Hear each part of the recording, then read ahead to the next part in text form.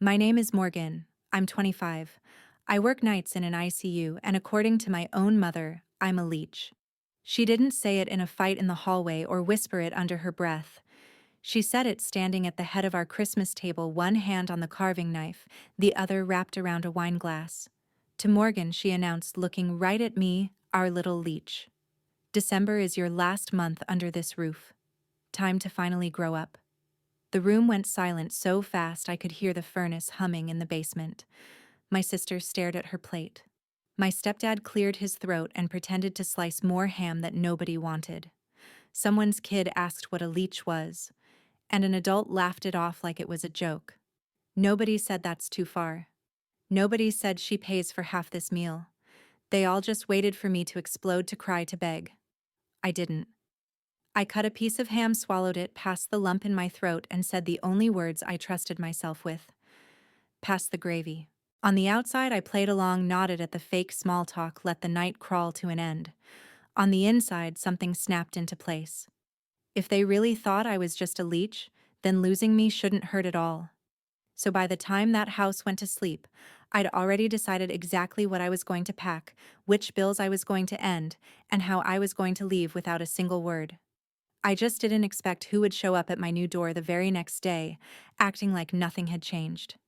It felt strange waking up the next day with my thoughts sharper than my emotions, as if my mind had decided long ago what my heart was only now catching up to. That clarity made it easier to trace back the long line of things that brought me to that table. Even though none of it had exploded in one night, it had built up quietly the way cold creeps through the walls of old houses in Chicago. Slow, unnoticed, and suddenly, everywhere. I had moved back into my mother's home more than a year earlier when my mother Patricia went through a health scare. Nothing dramatic, but enough for me to feel responsible. Leaving my apartment and moving into her place felt temporary at first, like choosing the practical path. I work nights in an ICU, rarely saw daylight, and saving money on rent felt like the only smart decision I'd made in a long time. And for a while, I convinced myself that being the dependable daughter was a role I didn't mind stepping back into. Her husband, my stepfather Gerald, didn't argue when I carried my boxes in. He didn't argue about anything unless it benefited him. He treated my presence like another household convenience. Quiet, available, useful. I didn't notice it immediately, but eventually I realized that every time something broke, or every time a bill arrived, he waited for me to take care of it as naturally as turning on a light switch. He had the uncanny ability to disappear whenever responsibility entered the room. Then there was my sister Vanessa, the shining example of how Patricia believed a daughter should be. Married, a mother with a house and a schedule that looked neat on paper, even if the reality was chaotic. Vanessa didn't hesitate to lean on me whenever she needed a babysitter or someone to cover the spaces she left open. I told myself I didn't mind. I told myself I was helping. But the truth was less noble. I just wanted to avoid disappointing anyone. I'd spent my whole life trying to be the version of myself my family could accept, even if that version barely resembled the person I was becoming. The convenience of having me at home gradually turned into expectation. The expectation became dependence. And dependence in their language translated into silence. No acknowledgments, no thanks, not even an occasional nod. Whenever something worked in that house, it worked because I handled it. The internet plan was under my name. The gas bill was on my account. The electric bill, water, even the streaming services, my card, every single one. Month after month, I kept telling myself it wasn't a big deal, that I could afford it, that family helped family. But somewhere in the back of my mind, I knew I was holding up more weight than anyone cared to admit. The strange part was how invisible the effort felt to them. When the fridge was full, they assumed it had always been full. When heat flowed through the vents during the cold Chicago winters, they assumed it flowed on its own. When the Wi-Fi connected instantly, no one imagined it came from the same paycheck that covered my scrubs, my rent contribution, my loans. It was easier for them to see me as the one who had come back home than the one who kept the home standing. Even my mother Patricia used my presence as a way to maintain the illusion that her house was still functioning smoothly. She liked people to believe everything was under control, that she was the kind of woman whose adult daughters came home out of affection, not necessity. And whenever I tried to talk about boundaries or share the strain, I felt she treated it as if I were being ungrateful, as if having a room in her house erased the years of support I'd quietly taken on. The imbalance wasn't loud, it wasn't violent. It grew in the spaces where gratitude should have lived. Every small dismissal, every shrug, every reminder that I was still figuring things out pushed me a little further away. And the more I stepped in to fill the gaps, the less anyone noticed I was doing it. By the time the holidays approached, the pattern felt permanent. Patricia had perfected her subtle comparisons. Vanessa, the accomplished one, me, the unsettled one. Gerald assumed I would cover anything he forgot. Vanessa assumed I had endless time and energy. And I assumed none of them would ever truly see the cost of the role I played. The fault line was already there. The ground had already shifted. What happened at Christmas didn't create the break. It simply revealed it. I had spent so long trying to rationalize their expectations that I barely noticed how far I drifted from myself. The more I tried to hold everything together, the more invisible I became in the house I helped keep warm. Looking back, the signs had always been there. The exhaustion in my chest after double shifts. The resentment I tried to swallow whenever my phone lit up with another request. The quiet ache whenever I realized I couldn't remember the last time anyone asked how I was doing without needing something in return. I had convinced myself this was what loyalty looked like. But loyalty without acknowledgement isn't loyalty at all. It's erosion, steady, silent, and devastating. And by the time December pressed in with its early darkness and heavy skies, the erosion had already hollowed out everything I thought I had left to give. Morning settled over me before I was ready to face it, the kind of morning that didn't ask permission to arrive. I sat on the edge of my bed for a few minutes, letting the stillness press against my chest. There was no plan written out, no checklist taped to the wall. Yet everything in me moved with the calm certainty of someone who had already rehearsed this moment in the quiet corners of her mind. I didn't need anger to guide me. Clarity was enough. The first thing I did was pull my laptop onto my lap and open the browser. The routine of logging into various accounts had become so familiar that my fingers moved without hesitation. The internet service was under my name, the one bill I had never missed. I stared at the account page for a moment, not out of sentiment, but because it was strange realizing how much responsibility I had carried without ever calling it responsibility. Then I pressed the button. Service scheduled to end. Confirmation email received a second later. It felt precise, almost surgical. Not an act of vengeance, just a boundary drawn cleanly. Next were the utilities. Gas first, then electric, then water. Each account carried months of payments I'd made automatically, never pausing to consider how unusual it was for someone my age to be paying for an entire household that wasn't truly hers. Turning off autopay felt like sliding a heavy weight off my shoulders. There was no guilt in the motions, only an unexpected sensation of reclaiming something I had given away too freely. Subscriptions came after streaming platforms, cloud storage, small monthly services that seemed harmless individually, but added up in ways no one else ever acknowledged. I changed passwords methodically, one after another, marveling at how quietly I had set up the digital world the entire household depended on. None of them had ever asked where these conveniences came from. They simply assumed they existed. When my accounts were handled, I finally turned to the room itself. Packing didn't take long. I owned fewer things than most people my age. Partly because my schedule left little time for hobbies. Partly because living with my mother made me feel as though the space wasn't truly mine to fill. Clothes, work, scrubs, a few books, a shoebox of letters, a folder of financial documents. Everything fit into 2 bags and an old duff I kept from college. I didn't linger over objects or attempt to preserve memories that had already faded. There was no need to make the moment heavier than it already was. The house around me remained quiet. No footsteps in the hallway, no creak of the bathroom door, no sound from the kitchen. It struck me how often I had adapted myself to not disturb anyone, always moving gently, always accommodating. That habit felt unnecessary now. I walked down the hallway with my bags in hand and didn't look back at the room I had slept in for months. It had never felt like a sanctuary, just a temporary landing spot in a place that used my presence more than it welcomed it. I set my keys on the kitchen counter not carefully, not dramatically, just placed them there, so there would be no question later. If they wanted to know why the heat flickered or why the Wi-Fi stopped working, they wouldn't be able to pretend they didn't understand. The keys made a soft sound against the counter, a tiny punctuation mark at the end of an unspoken sentence. Leaving the house felt different than I expected. I had imagined tension in my chest, a final surge of doubt, maybe even a whisper of guilt. But the air outside was cold and clean, and the weight I anticipated never came. It wasn't an escape. It wasn't even defiance.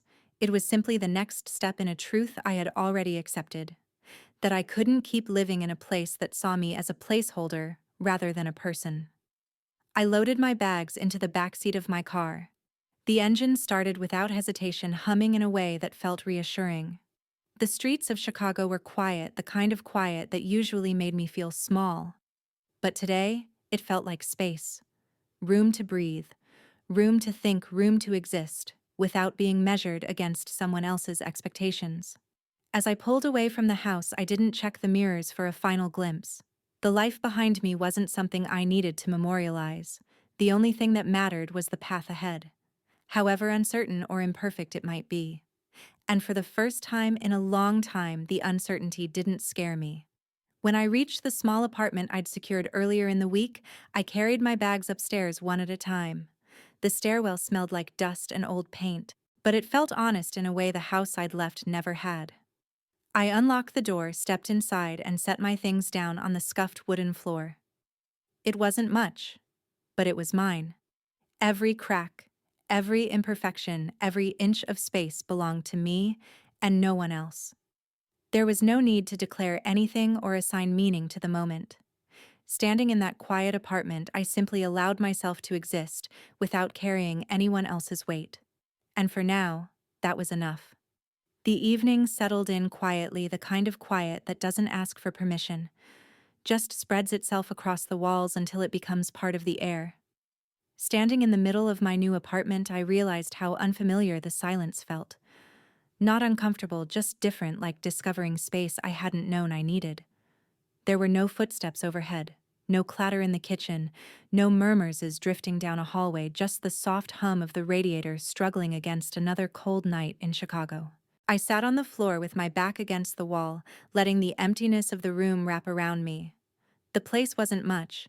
The paint was chipped in spots and the floor curved just slightly near the entryway, but it grounded me in a way that made the chaos I'd left behind feel distant. The simplicity felt earned. For once, I wasn't trying to shrink myself to keep from intruding. I didn't have to calculate how much noise I made or consider how anyone else might interpret my presence. This was the first space in years where every corner belonged to me. My phone buzzed for the first time a little after sunset. The sound echoed in the apartment, sharp enough to cut through the calm. I didn't pick it up immediately. Instead, I watched the screen glow on the floor beside my bag. A message preview appeared, the familiar contact name sitting at the top. It didn't surprise me. It only reinforced a truth I'd been circling around all day. The moment I stepped out of that house, a balance they never noticed had shifted. The message was short, almost dismissive in tone, as if nothing significant had occurred. A simple question about the Wi-Fi, phrased like routine maintenance. It was strange how easy it was for them to treat my labor like a default setting, something they assumed would continue even without me physically there. The expectation itself felt heavier than the words. I didn't open the message. I didn't need to. The preview told me enough about what they were really asking. Return to the role they'd built for me. Keep their world running. Pretend none of the last 24 hours had meaning. Another message arrived shortly after. This one longer, more frazzled at the edges. Not frantic, not apologetic, just uncomfortable in a way that suggested inconvenience, rather than concern. It mentioned a movie not loading and a child upset. The subtext was clear. Even in my absence, they expected my patience to stretch across the distance to fill the holes they'd never bothered to patch themselves. I placed the phone face down on the floor. The weight of the silence that followed felt strangely liberating. With the apartment dimly lit by a single lamp I'd brought from the old house, I allowed myself to lie back and stare at the ceiling. The plaster was uneven textured in a way that caught shadows and made them shift with every small movement of the lamp's glow. The imperfections felt almost comforting, a reminder that not everything had to be polished to serve a purpose. I wasn't looking for perfection, just a place where I didn't have to justify my existence. The air inside the apartment was cold, but not unkind. The radiator clanked sporadically, fighting to warm the room. In my mother's house, heat was something that flowed effortlessly unnoticed because I made sure it did. Here, warmth felt like a collaboration between the building and me, a fragile truce that made me appreciate every bit of comfort the room struggled to give. I wrapped myself in an old sweatshirt and listened to the pipes settle. Night deepened, and the glow from streetlights outside cast faint stripes across the floor. I hadn't realized how exhausted I was until my breathing slowed and the tension in my shoulders eased. The absence of obligations was almost dizzying. No one calling my name down a hallway. No one asking for a favor. No one hinting that I wasn't doing enough. Even my own thoughts felt quieter, more contained, no longer overshadowed by the constant pressure to anticipate someone else's needs. As I closed my eyes for a moment, trying to relax into the silence, my phone lit again. The buzz was softer this time, almost hesitant. I didn't touch it. I let it fade on its own, returning the room to stillness. The choice not to respond didn't feel vindictive. It felt necessary, a way of marking a boundary I should have drawn long ago. The world on the other side of those messages no longer defined me, and I didn't owe it my energy. Eventually, I stood and looked around the apartment once more. The bare walls, the empty floor, the single lamp. Everything felt like a blank beginning, not a loss. I didn't know what the next day would bring. I didn't know what adjustments I would have to make, or how long it would take before the space fully felt like home. But in that moment, the uncertainty wasn't frightening. The quiet wasn't a threat. It was a pause, a rare chance to hear my own thoughts without interruption. For the first time in a long time, the night belonged entirely to me. Morning arrived with a low haze drifting through the apartment windows, giving the room a muted softness that didn't match the tension building in my chest. I'd barely finished organizing a small stack of essentials when a sudden, deliberate knock echoed through the hallway. The sound cut through the stillness in a way that told me it wasn't a delivery, a neighbor, or a mistake. It carried a weight I recognized instantly, a weight I had hoped I wouldn't have to face this soon. The moment I opened the door, the expression on Gerald's face told me everything I needed to know. He looked out of place against the worn frame of my apartment, like someone pulled out of a familiar script and dropped into a scene he didn't understand. The discomfort in his eyes wasn't concern. It was disruption. Something in his carefully maintained world had slipped, and he had come to restore it. He stepped inside without waiting, scanning the apartment as if trying to measure the gap between the life he expected me to live and the one I was choosing instead. I could feel the judgment in the way he glanced at the empty shelves and the plain walls, but what struck me more was the irritation beneath it. Not worry irritation. As if my absence had inconvenienced him more than it had unsettled the household, there was no need for him to speak for me to understand why he was there. The look on his face held a familiar urgency, the kind that had appeared in small ways over the past year, whenever something in the house didn't function the way he wanted. Heat, internet, streaming payments he'd never tracked because he assumed someone else would. That someone had always been me. Standing there now, watching him shift his weight, I felt the full reality of what I'd carried for so long. None of them had ever been responsible for the structure that kept their lives comfortable. And now that structure had collapsed the moment I stepped away. It wasn't surprising, but seeing the consequences appear so quickly gave me a clarity I hadn't expected. As he stood in the center of my apartment, I let my thoughts run through the long list of responsibilities I had quietly taken on. The electric bill, the gas line, the streaming accounts, the small conveniences no one had ever paused to appreciate. All those invisible threads I'd woven into the household. Threads no one noticed until they snapped. The silence that followed was thick with everything he wasn't saying and everything I had known for months, but had refused to acknowledge. Being confronted so soon after leaving might have rattled me under different circumstances, but instead it made something crystallize inside me. I saw clearly the roles we had all played. Gerald's frustration wasn't rooted in care. It was rooted in the sudden realization that he now had to pick up tasks he had ignored for years. Tasks he didn't understand, didn't want, and didn't know how to handle. The ease of blaming me was gone because I was no longer part of the machinery that kept the household running. He looked at me in a way that suggested he expected explanation, apology, reversal, something to make his appearance worthwhile. But there was nothing inside me that matched those expectations. The emotional distance between us had grown steadily over time, widening every time he dismissed the work I did or the strain I carried. Now, standing inches from me, he felt like a stranger demanding access to a version of me that no longer existed. My mind drifted to the countless moments when I'd covered for the family without hesitation. Long shifts followed by late-night payments, small repairs, solutions to problems they didn't know existed. I remembered the exhaustion that clung to me on days when everything pressed down at once. My job, their demands, the silence that swallowed any acknowledgement I might have hoped for. I had been a source, a function, a tool, rarely a person. Seeing Gerald here in this place I had built for myself made it clear how deeply that dynamic had rooted itself. The urgency in his presence didn't reflect concern for me. It reflected fear of losing access to what I provided. There was something sobering in that realization, something both painful and liberating. I didn't owe explanations to a man who had never truly seen me. I didn't owe comfort to a household that only valued me when I made their lives easier. He waited as if expecting me to fill the silence with solutions. But silence for once felt like power. It filled the room with a steadiness I hadn't felt in years.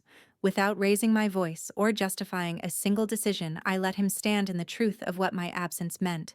Not punishment, not revenge, just a boundary drawn so firmly in the ground that neither of us could pretend it wasn't there. I didn't move toward him.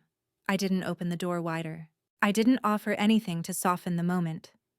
The only thing I allowed myself to feel was the quiet certainty that I had finally stepped out of a role that never should have been mine in the first place. The apartment settled into a familiar stillness after Gerald left. A stillness that wrapped around me like a reminder that this space finally belonged to me alone. I moved through the room, slowly adjusting a stack of folded blankets, shifting a small lamp closer to the corner, letting my hands drift over the surfaces I could call my own. The quiet didn't feel like emptiness. It felt like a boundary holding its shape. The air carried a strange brightness, almost as if the walls themselves had exhaled after years of pressure I didn't realize I'd been carrying. I hadn't expected the house to unravel so quickly after I walked away, but the steady rhythm of notifications that began to gather on my phone made it clear how deeply my absence had cut through their routines. Each alert vibrated across the countertop like a small knock asking to be let inside. I didn't rush to read them. The mere sound of the phone buzzing was enough to tell me that someone back home had realized a new problem they couldn't fix. When I finally glanced at the screen, I saw the pattern immediately. Missed calls, text previews stacked one after another, timestamps creeping across the morning hours. None of them held anger the way I would have expected. Instead, I sensed disorientation, a quiet panic slipping through the cracks of every message. It was the kind of shift that happened when certainty evaporated all at once. The tone I recognized best was desperation disguised as concern. My mind drifted over the years that built up to this moment. The many times I absorbed responsibility without acknowledging its weight. I remembered evenings when I dragged myself home after shifts at the hospital. Drained but still alert enough to pay attention to the things no one else noticed. The overdue statement on the counter, the blinking router, the thermostat running hotter than it should. I picked up every detail instinctively because the household only worked if someone did, and that someone had always been me. Now seeing the incoming messages pile up, I realized how deeply they had depended on the structure I created behind the scenes. The illusion of stability had always rested not on family unity, but on my willingness to fill the gaps everyone else stepped around. As soon as I stepped back, the gaps widened into something they couldn't ignore. The next wave of notifications came in softer, almost hesitant, as if the senders weren't sure how much space they still had in my life. A few names I expected appeared on the screen, each carrying their own brand of unease. There was a faint thread running through all of them, a plea layered under excuses, a suggestion that I should return because it would be the reasonable thing. The implication that distance would only make things harder for them, not for me. As I scrolled, the realization struck with quiet force. They were not reaching out because they wanted to understand me. They were reaching out because they couldn't function without what I provided. It was a distinction I had ignored for too long, and seeing it now made something settle inside me like a heavy truth finally landing in its rightful place. The room around me felt sturdier as the thought grew clearer.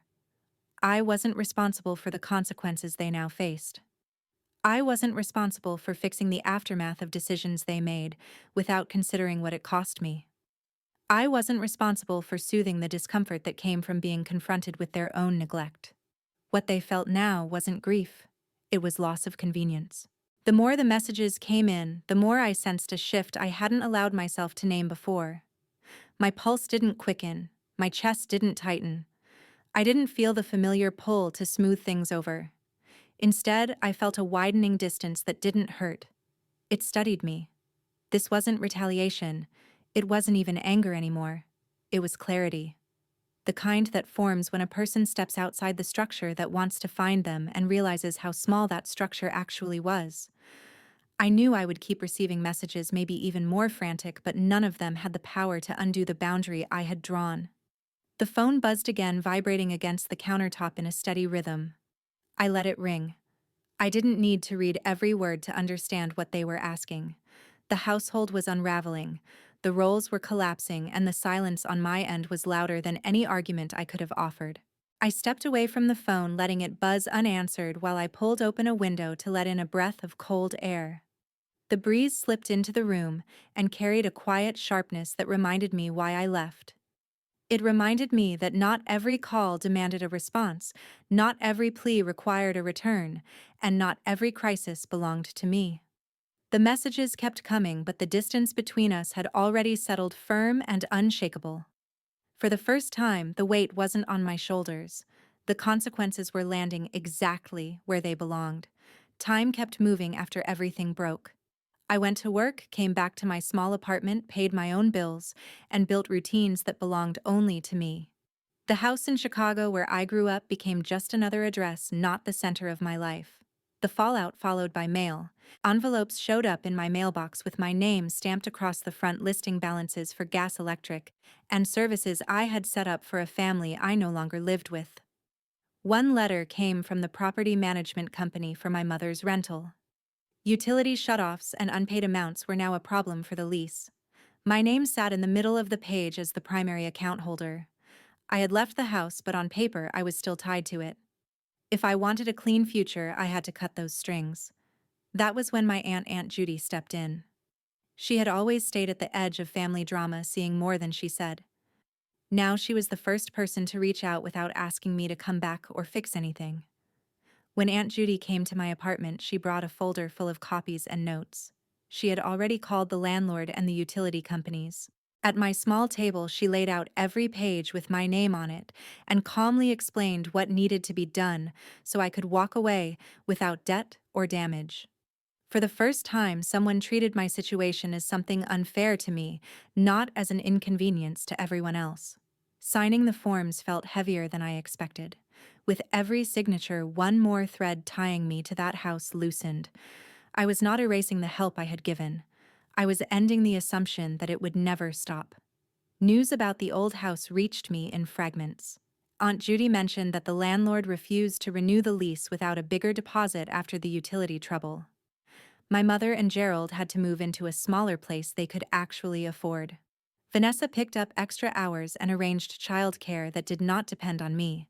Their lives adjusted to what they could carry on their own. It did not feel like revenge. It felt like things finally matched reality. My own life became simple and solid. I picked up extra shifts when I wanted more savings, not because I was afraid of another surprise bill. I bought small things for my apartment because they made it feel like home. I stocked my pantry with food I chose. Paying my own utilities felt straightforward. I knew what I used and what I owed, and no one else's comfort hid behind my name. Sometimes my phone still lit up with messages from my mother.